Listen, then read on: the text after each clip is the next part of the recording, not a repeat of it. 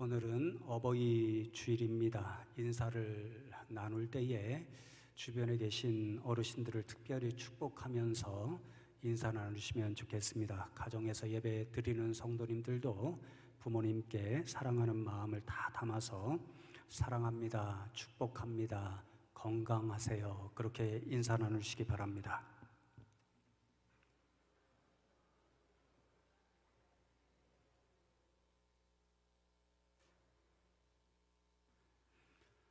계속해서 여호수아의 말씀을 주일마다 나누고 있습니다. 오늘은 여호수아의 전략이라는 제목으로 여호수아서 10장과 11장 말씀을 살펴보며 말씀을 나누려고 하는데요.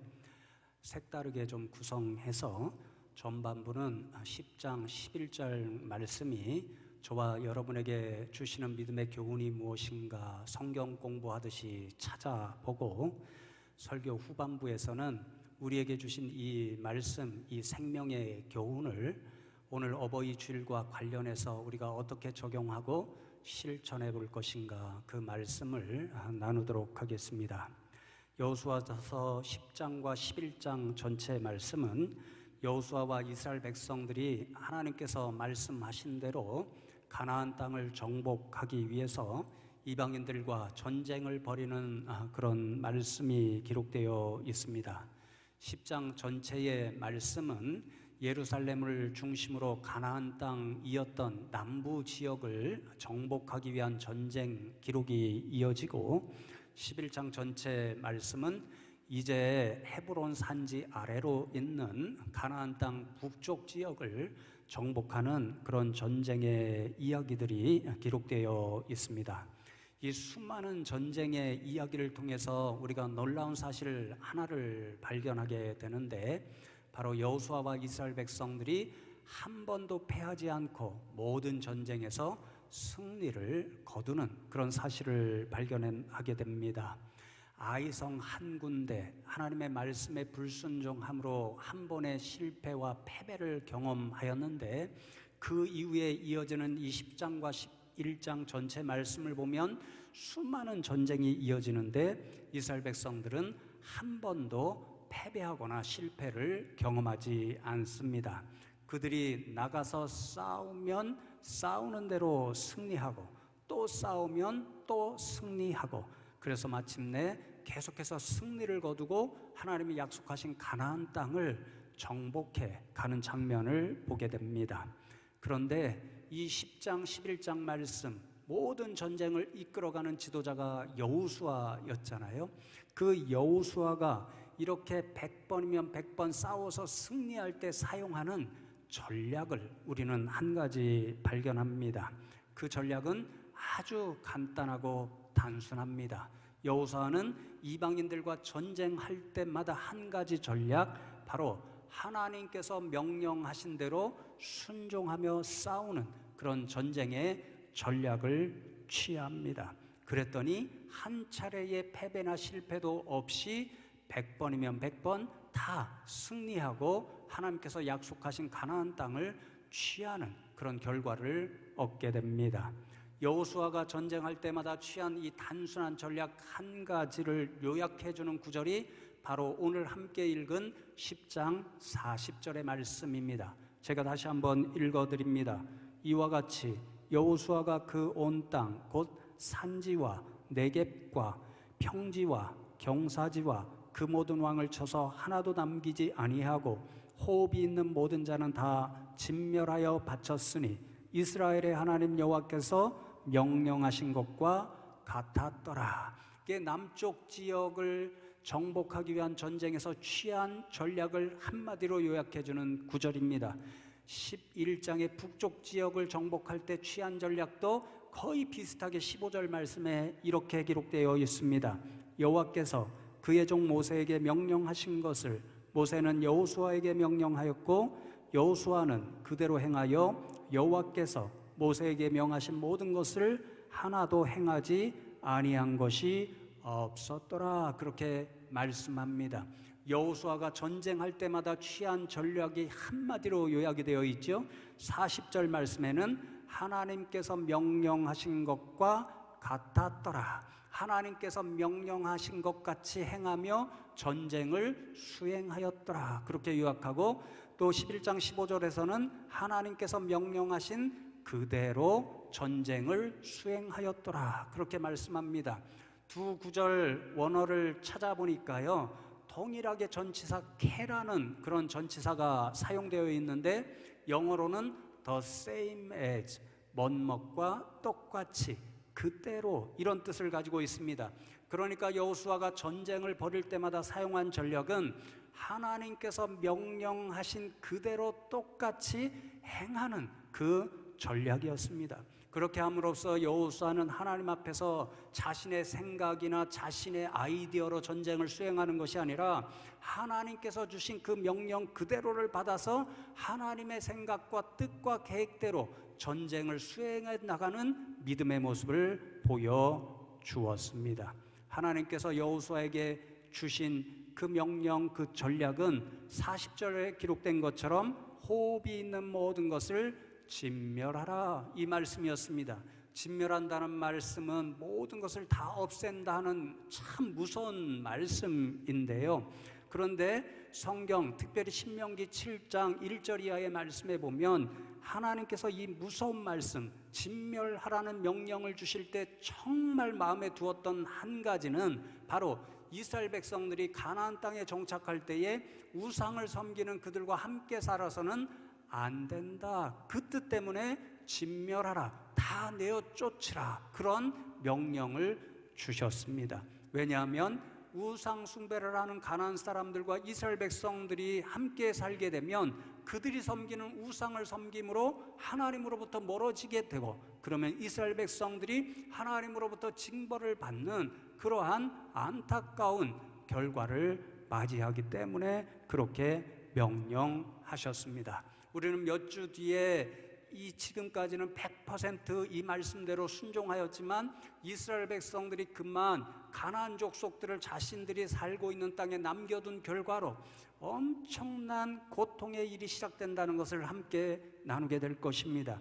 그런데 지금까지는 여호수아와 이스라엘 모든 백성은 가나안 땅의 백성들을 다 진멸하라, 다 몰아내어서 함께 살지 말라, 그렇게 말씀하신 하나님의 명령대로 그대로 전략을 취하여 전쟁을 수행하였고, 이것이 여호수아의 유일한 전략이었고, 그때에 하나님께서 그들에게 승리를 주셨습니다.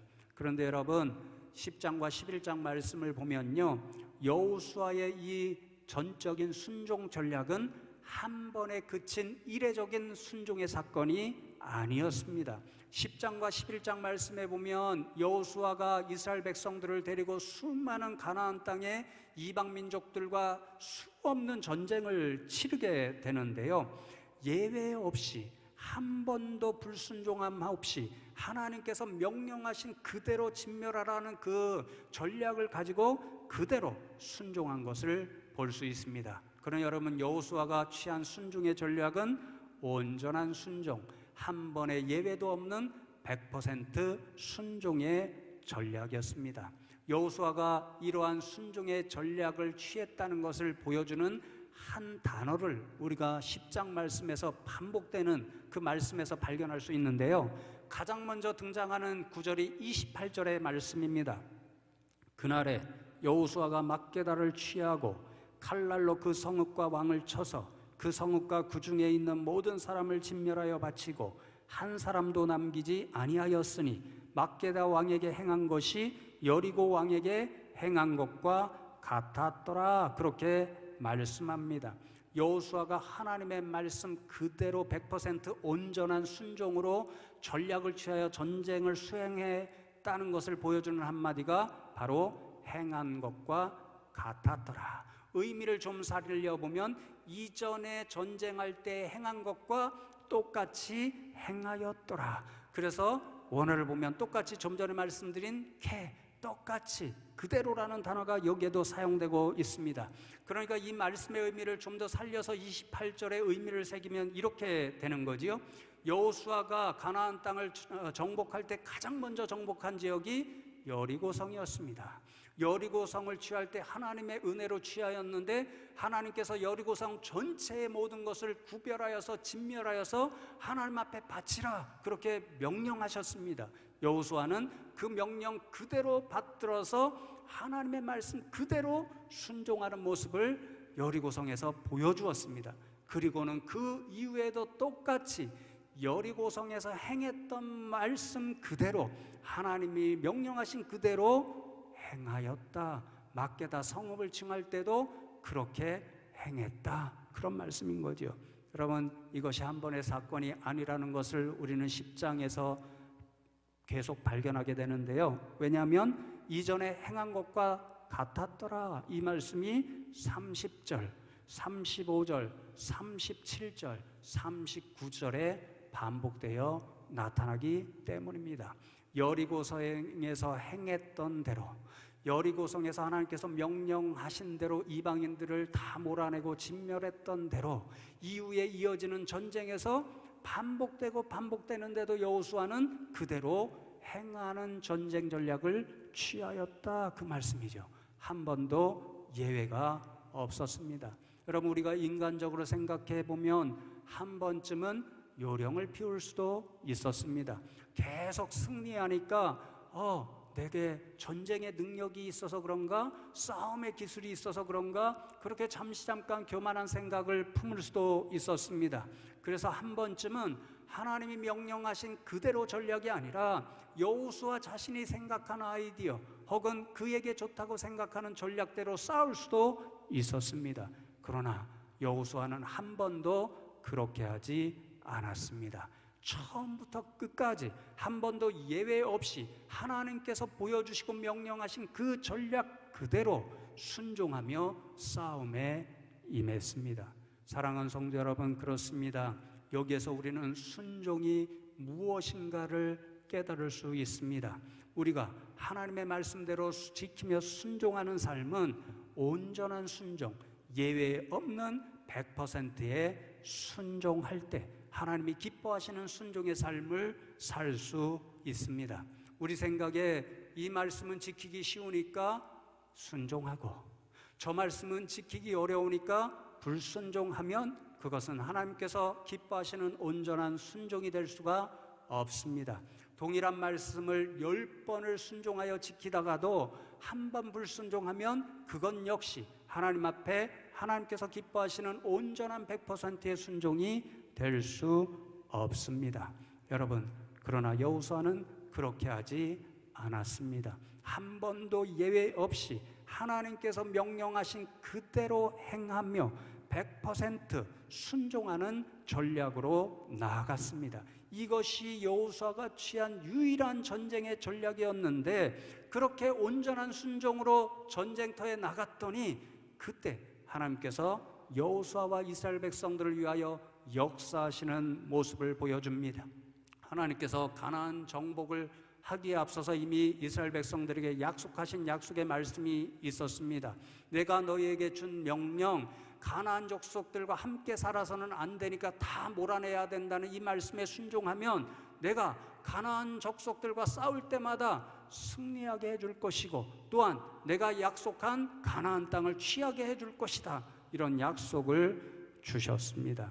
이스라엘 백성들이 온전히 순종하며 나갔더니 하나님께서 약속하신 그대로를 성취해 주셨습니다. 여러분, 그래서 오늘 말씀 42절에 보면 이스라엘 백성들이 승리할 수 있던 비밀은 여호수아의 지혜도 아니었고 그들의 군대 숫자도 아니었고 오직 하나님 때문에 가능한 일이었음을 이렇게 요약하여 들려줍니다. 제가 봉독해 드리겠습니다. 이스라엘의 하나님 여호와께서 이스라엘을 위하여 싸우셨으므로 여호수아가 이 모든 왕들과 그들의 땅을 단번에 빼앗으니라. 여호수아가 한 번도 예외 없이 하나님께서 명령하신 대로 순종하는 전략으로 전쟁터에 나갔더니 하나님께서 친히 이스라엘 백성을 위해 싸워 주셨습니다. 성도 여러분, 하나님께서 친히 싸우시는데 그 어떤 인간이 하나님을 대적하여 승리할 수 있겠습니까? 여러분, 그러니까 이스라엘 백성들이 싸울 때마다 승리의 승리를 거듭하였고 하나님께서 약속하신 그 가나안 땅을 자신들의 땅으로 정복할 수가 있었습니다.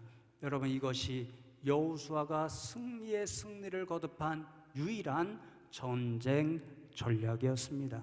사랑하는 성도 여러분, 그러므로 저와 여러분이 오늘 말씀을 통해서 얻게 되는 한 가지 믿음의 교훈을 이렇게 표현할 수 있습니다. 인간은 순종하고 하나님은 역사하십니다. 인간이 순종하는 그 자리에 하나님께서 살아 역사해 주십니다. 인간이 하나님 주신 말씀대로 지키고 순종하여 나아갈 때 하나님께서 역사하셔서 우리 인간들에게 주신 자신의 약속을 성취해 주십니다. 오늘 본문 말씀을 잠시 다시 한번 돌아보시기 바랍니다. 하나님의 백성 이스라엘 백성들에게 하나님께서 주신 명령이 있었습니다. 가나안 땅에 들어가서 정복 전쟁을 벌일 때에 그들과 함께 살지 않도록 다 진멸하고 다 몰아내라, 그렇게 명령하셨습니다. 이 명령에는 약속이 또한 주어져 있습니다. 그 명령대로 순종하면 내가 너희들이 싸울 때마다 승리를 허락할 것이고 약속한 가나안 땅을 너희에게 줄 것이다 라고 하는 약속이 있었습니다. 여러분, 여호수아가 그 약속의 말씀을 붙잡고 하나님께서 명령하신 대로 100% 온전히 순종하는 전략으로 전쟁터에 임했습니다. 그랬더니 하나님께서 자신의 약속대로 성취해 주셨습니다. 그들이 싸울 때마다 하나님께서 친히 싸워주셨고, 그래서 싸울 때마다 승리할 수 있었고, 그리하여 마침내 가나안 땅을 취할 수 있었습니다. 그러니 성도 여러분, 저와 여러분도 오늘 우리의 삶의 자리에서 하나님께서 이렇게 역사하시는 은혜를 경험하고 싶다면 우리도 여호수아처럼 하나님께서 저와 여러분에게 주신 모든 말씀에 온전히 순종하여야 할 줄로 믿습니다. 그때 하나님께서 우리에게 주신 약속을 성취하시기 위해서 살아 역사하시며 우리에게도 동일한 은혜로 함께 해주실 줄로 믿습니다. 자, 이제 설교의 후반부, 이 찾아낸 신앙의 교훈을 오늘 어버이 주일에 적용하며 실천하는 말씀을 함께 나누기를 원합니다. 이 어버이날, 부모님이 우리에게 베풀어 주신 사랑을 기억하며 우리도 부모님을 사랑하고 효도하는 이 날, 그것을 기억하는 날에 우리가 약속을 붙잡고 반드시 순종해야 하는 하나님의 명령, 계명이 있습니다. 우리가 잘 아는 에베소서 6장 1절로 3절을 대표적으로 함께 읽고 나누기를 원하는데요. 자녀들아, 주 안에서 너희 부모에게 순종하라. 이것이 옳으니라. 네 아버지와 어머니를 공경하라. 이것은 약속이 있는 첫 계명이니 이로써 내가 잘되고 땅에서 장수하리라. 그렇게 말씀합니다. 하나님의 명령이 있고 동시에 약속이 있는 계명을 주십니다. 여러분, 하나님의 명령은 무엇입니까? 부모님께 순종하고 또 그 부모님을 공경하라 하는 말씀입니다. 이것이 하나님께서 인간과 인간 사이에 지켜야 할 가장 중요한 첫 번째 되는 계명, 명령이라고 말씀하십니다. 그러면서 동시에 이 중요한 계명, 명령을 지키는 사람들에게는 복을 주시겠다라고 약속하십니다. 무슨 복입니까? 잘되고 땅에서 장수하리라, 그렇게 말씀합니다. 잘된다, 이것은 물질의 복을 많이 누려서 부자가 된다, 이런 뜻이 아니라 하나님이 주시는 행복한 삶을 살 수 있다, 이런 뜻이고요. 장수한다는 것은 우리가 잘 아는 것처럼 건강하고 오래 사는 복을 누린다, 이런 뜻입니다. 여러분, 이것은 우리가 상식적으로 생각해도 거의 맞는 말입니다. 부모님의 사랑을 기억하고 그 사랑을 갚는 효도의 길을 다 하다 보면 자식들의 마음이 편안합니다. 그러면 기쁠 수 있고 그러면 더 건강에 도움이 됩니다. 그러나 부모님의 사랑을 잊고 배은망덕하는 그런 사람이 되면 마음이 결코 편할 수가 없고, 그러면 건강에도 도움이 되지 않고 행복한 삶을 사는데도 도움이 되지를 않습니다. 제가 성도 여러분에게 여러 차례 말씀드린 기억이 있는데요. 제가 은퇴하면 시골에 내려가기를 원해서. 요즘 보니까 제가 제일 싫어하는 뱀이 많이 나오더라고요. 그래서 좀 어렵겠다 이런 생각도 드는데요. 어쨌든 그런 마음이 아직은 있어서 나는 자연인이다 이런 프로그램을 가끔 볼 때가 있습니다. 며칠 전에도 식사를 하면서 잠시 그 프로그램을 보았는데요. 그때 등장한 자연인의 별명이 청개구리입니다. 자신도 자신을 가리켜서 청개구리 인생을 그때까지 살았다 이렇게 이야기합니다. 왜냐하면 어려서부터 철저하게 부모님 말씀에 불순종하는 삶의 방식으로 살았다는 거지요. 그래서 본인의 고백에 따르면 부모님께서 이거 하라 그렇게 말씀하시면 저것을 행합니다. 저것 하라 그렇게 말씀하시면 이것을 행합니다. 동쪽으로 가라 그렇게 말씀하시면 서쪽으로 가는 삶을 살았고, 서쪽으로 가라 말씀하시면 동쪽으로 가는 삶을 살았다고 이야기합니다. 그랬더니 지금 본인에게 남아있는 결과가 무엇인가? 아버님은 돌아가시고 홀로 남은 어머님은 너무도 연로하셔서 연약하신 그 모습을 볼 뿐이라는 거죠. 그리고 그 모습을 바라보는 자신에게는 후회와 속상함만 남아있다 이런 고백을 들었습니다. 그러니 여러분, 불효하면 행복하고 복된 삶이 될 수가 없는 거죠. 효도하고 부모님을 사랑해야 좀 더 기쁘고 행복하고 또한 복된 삶을 살 수가 있는 거지요. 그러니 사랑하는 성도 여러분, 늦기 전에 그리고 후회하시기 전에 하나님께서 명령하신 대로 부모님의 말씀에 순종하고 공경하는 효도의 길을 살아가는 저와 여러분 되면 좋겠습니다. 그러면 하나님께서 약속하신 대로 잘 되고 장수하는 복된 삶을 누리게 될 줄로 믿습니다. 이제 말씀을 맺으면서요, 이 계명을 어떻게 잘 실천할 수 있는가, 그런 실천의 구체적인 방법을 말씀드리고자 합니다. 제가 설교를 준비하면서 한 글을 보게 되었는데요. 서울대학교 병원 강남센터 정신건강의학과 윤대현 교수라는 분이 계신다고 합니다.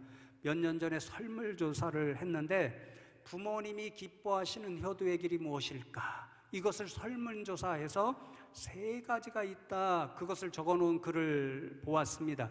그런데 이분의 말씀에 따르면 전신 건강을 이렇게 연구하는 분이잖아요. 우리 인간에게는 본능이 있습니다.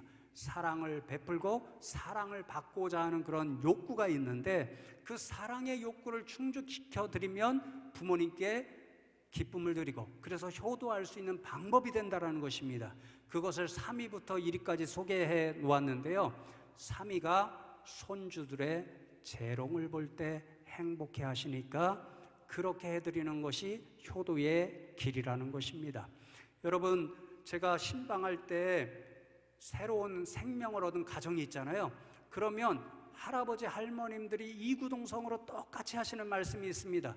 젊어서 자식을 보았을 때에는 너무도 정신없이 살다 보니까 자식이 이렇게 예쁘구나, 사랑스러운 존재구나라는 것을 별로 생각지 못하시게 정신없이 살으셨다라는 거죠.